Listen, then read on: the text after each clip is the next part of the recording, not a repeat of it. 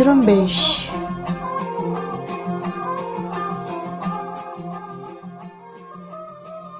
یہ ریڈیو زرمبش اردو کی آواز ہے۔ آج جنوری کی 14 تاریخ جمعرات کا دن اور سال 2021 ہے، اور میں ہوں آپ کی خدمت میں دوست مراد بلوچ۔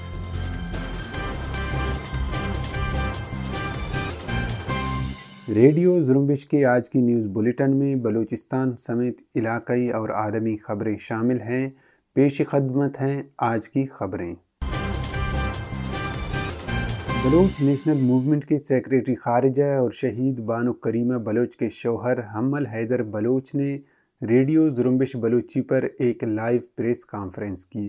اس پریس کانفرنس میں انہوں نے آن لائن شرکاء کے سوالات کے جوابات بھی دیے۔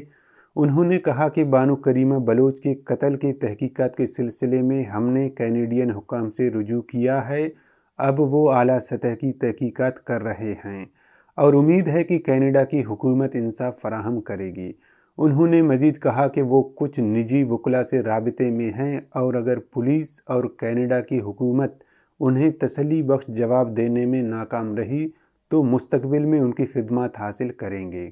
انہوں نے کہا کہ کریمہ بلوچ اور ساجد حسین کا قتل منظم پیشہ ورانہ جرائم کا حصہ ہے۔ یہ یورپی باشندوں کے لیے نیا ہو سکتا ہے، لیکن ہم سمجھتے ہیں کہ یہ کوئی اتفاق نہیں ہے۔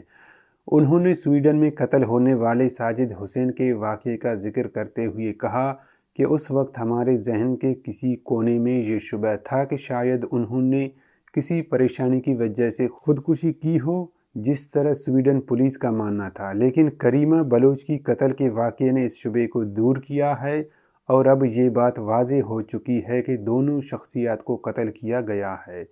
انہوں نے بتایا کہ کینیڈین پولیس سمجھتی ہے کہ شاید امتحانات کی وجہ سے کریمہ بلوچ ذہنی پریشانی کا شکار تھیں اور انہوں نے خود کو نقصان پہنچایا، لیکن کریمہ ایک مضبوط انسان تھیں، وہ ایک امتحان کی وجہ سے اپنی جان نہیں لے سکتی۔ حمل حیدر بلوچ نے ایک سوال کے جواب میں تفصیل سے کریمہ بلوچ کے اس دن کی سرگرمیوں کا ذکر کرتے ہوئے کہا کہ بانک ڈاکٹر کے پاس چیک اپ کرانے گئی تھی۔ بعد میں ہم نے ڈاکٹر سے معلوم کیا تو ڈاکٹر نے بتایا کہ انہوں نے انہیں دوائیاں لکھ کر دی تھی جو انہوں نے قریب کے میڈیکل اسٹور سے خریدے۔ ڈاکٹر نے ہمیں جو نوٹ لکھ کر دیا ہم نے وہ نوٹ پولیس کے حوالے کیا۔ انہوں نے بتایا کہ یہ معمول تھا، ایسا ہرگز نہیں تھا کہ وہ جب باہر نکلتی تھیں تو ان کے ساتھ کوئی نہ کوئی ہوتا تھا، بلکہ وہ معمول کے مطابق اکیلی نکلتی تھیں، اور جس پارک میں ان کی لاش ملی وہ وہاں اکثر جایا کرتی تھیں اور وہ ان کی پسندیدہ جگہ تھی، اور اس کے بارے میں مجھے تصاویر بھیج کر بتایا کرتی تھی کہ وہ بہت خوبصورت جگہ ہے۔ حمل حیدر نے ذکر کیا کہ کریمہ کو بلوچستان ٹائمز کے ذریعے دھمکی دی گئی تھی۔ دھمکی میں کہا گیا تھا کہ کرسمس کا تحفہ دیا جائے گا۔ پہلے ہم نے اسے نظر انداز کیا کیونکہ اس طرح کی دھمکیاں معمول کا حصہ تھیں۔ اس قتل میں ایران کی شمولیت سے متعلق سوال پر حمل حیدر نے اس امکان کو رد کیا کہ کریمہ بلوچ کے قتل میں ایران ملوث ہو سکتا ہے۔ انہوں نے کہا کچھ کہتے ہیں کہ چین اس میں شامل تھا، اس سے کوئی فرق نہیں پڑتا کہ اس میں کون ملوث ہے۔ ہم مطالبہ کرتے ہیں کہ اس کی تحقیقات مکمل ہونی چاہیے۔ اس بات پر یقین کرنا مشکل ہے کہ ایران کریمہ کو کیوں قتل کرے گا، ہو سکتا ہے چین سپہ کی وجہ سے ایسا کرے۔ حمل حیدر نے خدشہ ظاہر کیا کہ پاکستانی حکومت طویل عرصے سے یہاں مغرب میں اپنے مخالفین کو ختم کرنے کے آپریشنز پر کام کر رہی ہے۔ 5ویں اور 6ٹھی نسل کا سائبر وار اس کا ایک اہم حصہ ہے۔ اب انہوں نے اپنی حکمت عملی تبدیل کر دی ہے۔ بہت سے پاکستانی نژاد کینیڈا میں لیبر پارٹی کی حکومت کا حصہ ہیں جو کریمہ بلوچ قتل کیس کی تحقیقات پر اثر انداز ہونے کی کوشش کر سکتے ہیں۔ یہی وہ لوگ ہیں جنہوں نے جان بوجھ کر کریمہ بلوچ کے معاملے میں تاخیر کی، مگر کینیڈا میں قانون کی بالادستی ہے اور مجھے نہیں لگتا کہ پاکستان اس معاملے پر اثر انداز ہو سکے گا۔ انہوں نے بلوچ قوم بالخصوص خواتین، بچوں اور غیر بلوچ کارکنان کا کریمہ بلوچ کے حوالے سے احتجاج میں شریک ہونے پر شکریہ ادا کیا کہ اس احتجاج کی وجہ سے کینیڈا کی حکومت پر دباؤ پڑا ہے کہ وہ اس پر اعلیٰ سطحی تحقیقات کریں۔ حمل حیدر بلوچ نے بلوچ خواتین پر زور دیا کہ وہ بلوچ تحریک میں اپنا کردار ادا کریں۔ بانو کریمہ بلوچ کی سیاست کا محور بلوچ خواتین کا بلوچ سیاست میں کردار میں اضافہ تھا۔ وہ سمجھتی تھیں کہ بلوچ قوم کی آبادی کے آدھے حصے کی تحریک میں شمولیت کے بغیر کامیابی ممکن نہیں۔ بلوچستان میں ریاستی فورسز کی طرف سے مظالم کے خلاف احتجاجی مظاہروں میں شرکت کرنے والے بلوچ یکجہتی کمیٹی کے کارکنوں کو ہراساں کرنے کا سلسلہ جاری ہے۔ ریڈیو زرمبش کو ملنے والی اطلاعات کے مطابق تنب کے رہائشی بلوچ یکجہتی کمیٹی کے سرکردہ کارکن جلال بلوچ کو کراچی جاتے ہوئے پاکستانی فوج نے حراست میں لے کر لاپتہ کر دیا ہے۔ اطلاعات کے مطابق جلال بلوچ العثمان کوچ کے ذریعے تنب سے کراچی جا رہے تھے، جنہیں ہب چوکی کے مقام پر پاکستانی فوج نے چیک پوسٹ سے حراست میں لے کر لاپتہ کر دیا۔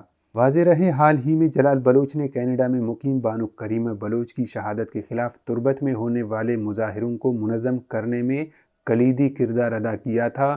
دوسری طرف voice for Baloch missing persons کے رہنما نصر اللہ بلوچ اور ماما قدیر بلوچ نے اطلاع دی ہے کہ جلال بلوچ بازیاب ہو کر اپنے گھر پہنچ گئے ہیں۔ کوئٹہ کے علاقے برما ہوٹل ملک پلازا کے قریب واقع قبرستان سے ایک لاش برآمد ہوئی ہے، جس کی شناخت محمد ظریف ولد عبدالعلی کے نام سے ہوئی ہے، جس کا گردن کاٹ کر اس کو قتل کیا گیا ہے۔ انتظامیہ نے لاش تحویل میں لے کر مزید تفتیش شروع کر دی ہے، تاحال واقعے کی محرکات معلوم نہیں ہو سکے ہیں۔ چمن میں نامعلوم افراد کی فائرنگ سے 2 افراد شدید زخمی ہوئے ہیں۔ مستنگ میں کمرے میں گیس لیکیج کے باعث دھماکہ ہوا ہے، جس میں ایک شخص جھلس گیا ہے۔ اسی طرح سبی میں ایک سڑک حادثے میں 2 افراد کے زخمی ہونے کی اطلاع ملی ہے۔ ڈی آئی جی محکمہ انسدادی دہشت گردی بلوچستان اعتزاز گورایا نے کہا ہے کہ مچھ پہاڑی علاقہ ہونے کی وجہ سے ثانیہ مچھ میں ملوث حملہ آوروں کو پکڑنے میں مشکلات درپیش ہیں، تاہم ہمیں لیڈز ملی ہیں، جلد ہی حملہ آوروں کو ٹریس کرنے میں کامیاب ہو جائیں گے۔ انہوں نے کہا کہ مچھ واقعہ میں زندہ بچ جانے والا غلام رسول نامی کارکن پولیس یا کسی سیکورٹی ادارے کی تحویل میں نہیں بلکہ ہزارہ ٹاؤن میں ہے، جس سے بیان قلم بند کرانے کے لیے رابطہ کیا جا رہا ہے۔ دوسری طرف کٹ پتلی وزیر داخلہ بلوچستان ضیاء لانگو نے الزام تراشی کی ہے کہ بدامنی کی لہر پاکستان دشمن قوتوں کی سازش ہے اور بلوچستان میں ایسے قوتوں کے خلاف آپریشن کا آغاز کر دیا گیا ہے۔ بلوچستان میں کرونا وائرس کے 38 نئے کیس سامنے آ گئے ہیں، جن میں سب سے زیادہ 18 مریض چاغیز میں رپورٹ ہوئے ہیں، جبکہ کوئٹہ میں کورونا کی شرح 8% تک پہنچ گئی ہے۔ محکمہ صحت بلوچستان کی رپورٹ کے مطابق بلوچستان میں 514 افراد کے کورونا ٹیسٹ کیے گئے، جس کے نتیجے میں 38 نئے کیس سامنے آئے، جن میں کوئٹہ سے 9، چاغی سے 18، لسبیلہ سے 4، یوب اور نوشکی سے 2، خزدار، گوادر اور خاران سے کورونا کا ایک کیس رپورٹ ہوا۔ سندھ کے دارالحکومت کراچی میں voice for Baloch missing persons کے احتجاج کو 4191 دن مکمل ہو گئے ہیں۔ کراچی میں لاپتہ انسانی حقوق کے کارکن راشد حسین بلوچ کی والدہ نے کیمپ آ کر اپنا احتجاج ریکارڈ کرایا، جبکہ اس موقع پر سماجی کارکن ایڈوکیٹ خالدہ بلوچ بھی کیمپ میں موجود تھی۔ انسانی حقوق کے کارکن راشد حسین بلوچ کی والدہ کا کہنا تھا کہ ہم 2 سال سے زائد عرصے سے انصاف کے منتظر ہیں۔ راشد حسین کو متحدہ عرب امارات سے غیر قانونی طور پر پاکستان منتقل کرنے کے بعد نامعلوم مقام پر رکھا گیا ہے، جس کے باعث ہمیں ان کی زندگی کے حوالے سے شدید خدشات لاحق ہیں۔ ان کا مزید کہنا تھا کہ متحدہ عرب امارات اور پاکستان انسانی حقوق کی پامالیوں کا مرتکب ہوئے ہیں۔ راشد حسین کے حوالے سے انسانی حقوق کی عالمی تنظیمیں کردار ادا کریں، کیونکہ ملکی اداروں کی جانب سے اس حوالے سے کوئی پیش رفت نہیں ہو رہی ہے۔ اس موقع پر voice for Baloch missing persons کے وائس چیئرمین ماما قدیر بلوچ کا کہنا تھا کہ بلوچستان کی صورتحال اور بلوچستان میں انسانی حقوق کے حوالے سے اظہار کرنا گردن زنی ہے۔ رات کی تاریکیوں میں اپنے پیاروں کے لیے آنسو بہانے والے ماؤں اور بہنوں کی سسکیاں ٹارچر سیلوں میں دیواروں سے ٹکرانے والی چیخ و پکار کے ساتھ بہتے لہو انصاف کے منتظر ہیں۔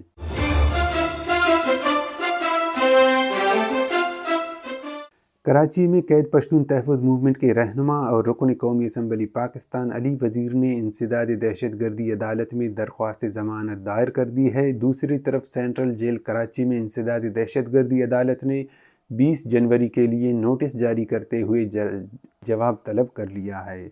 याद रहे, अली वज़ीर और दीगर PTM अरकान के खिलाफ पाकिस्तान मुखालिफ तकरीर का मुकदमा दर्ज किया गया है। पाकिस्तान डेमोक्रेटिक मूवमेंट के सरबराह मौलाना फजलुर रहमान ने लोरालाई में PDM के जलसे से खिताब करते हुए कहा कि अब हम पाकिस्तान में इदारों की बालादस्ती को तस्लीम नहीं करेंगे और यहाँ अवाम की बालादस्ती होगी। उन्होंने कहा कि हमारी ये जंग पाकिस्तान में पार्लियामेंट की खुद मुख्तारी, आइन की बालादस्ती, कानून की अमलदारी और जमहूरी फ़िज़ाओं की बहाली के लिए है और पाकिस्तान की तमाम सियासी जमायतें इस मकसद के लिए एक प्लेटफार्म पर हैं। भारतीय आर्मी चीफ ने कहा है कि भारत को चीन और पाकिस्तान के साथ संगीन ख़तरात हैं।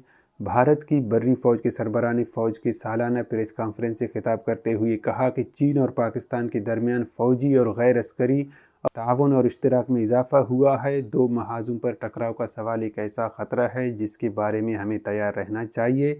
इस ख़तरे से निमटने में हमें पहले ये देखना होगा कि किस महाज पर ज़्यादा ख़तरा है। पहले बड़े ख़तरे से निमटना होगा।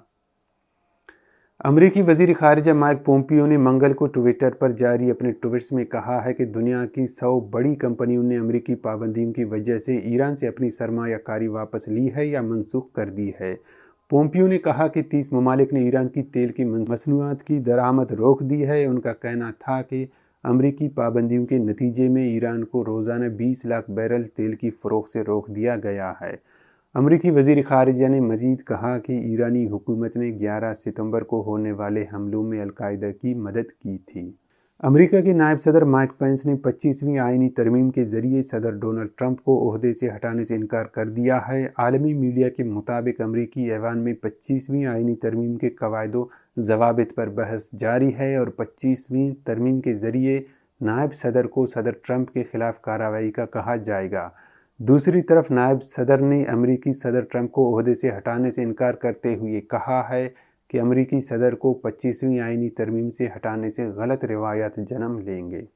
यूरोपीय यूनियन ने इसराइल से मुतालबा किया है कि वो फ़लस्तीन के मकबूजा इलाकों में गैर कानूनी बस्तियों में इजाफे का सिलसिला फौरी तौर पर रोके। ये मुतालबा यूरोपीय यूनियन के खारिजा उमूर के तर्जुमान पीटर स्टानो ने इसराइली वज़ीर आज़म बेंजामिन नेतन्याहू की जानिब से वेस्ट बैंक के इलाके में 800 नई रिहाइश गाहें बनाने की मंजूरी देने के फैसले पर अपने रद्द अमल में किया। उन्होंने कहा कि यूरोपीय यूनियन इन तामीरात को बैनुल अक़वामी कानून की खिलाफ वर्जी और अमन के अमल के हसूल में एक बड़ी रुकावट समझता है, जबकि ये दो रियासती हल के लिए एक रुकावट भी है। आलमी इदारे सेहत WHO की सरपरस्ती में काम करने वाले इदारे कोवैक्स ने कहा है कि उसने गरीब मुल्कों को कोरोना वायरस से बचाव की वैक्सीन फराहम करने के लिए $6 अरब का फ़ंड इकट्ठा कर लिया है और वैक्सीन की 2 अरब खुराकों का आर्डर दे दिया है, जबकि इदारा वैक्सीन की मज़ीद 1 अरब खुराकें हासिल करने का इरादा रखता है और ये इदारा वैक्सीन गरीब और कम आमदनी के ममालिक में सेहत आमा के कारकुनों को फराहम करेगा ताकि वो आलमी वबा से महफूज रहकर अपनी ज़िम्मेदारियाँ निभा सकें। अफ्रीकी मुल्क युगांडा ने सदारती इंतखाबात में शफाफियत की खातिर तमाम सोशल मीडिया प्लेटफार्म्स को मुल्क भर में बंद कर दिया है। आलमी मीडिया के मुताबिक युगांडा की हुकूमत ने मुतालिका महकमे को हुक्म जारी किया है कि सोशल मीडिया ऐप्स यानी फेसबुक, व्हाट्सएप, वाइबर, ट्विटर और दीगर को फौरी तौर पर बंद कर दिया जाए ताकि सदारती इंतखाबात के मौके पर सोशल मीडिया को किसी किस्म की मुहिम के लिए इस्तेमाल नहीं किया जा सके। वाज़ेह रहे, युगांडा में 23.6 मिलियन से ज़ायद अफराद के पास मोबाइल फ़ोन्स हैं, जिनमें से 17 मिलियन अफराद इंटरनेट इस्तेमाल करते हैं। इसी के साथ ही आज के न्यूज़ बुलेटिन का इख्तिताम होता है। अपने मेज़बान दोस्तेन मुराद बलोच को इजाज़त दीजिए और मज़ीद ख़बरों के लिए विज़िट करते रहिए हमारी वेबसाइट ज़ुरुम्बिश.com को।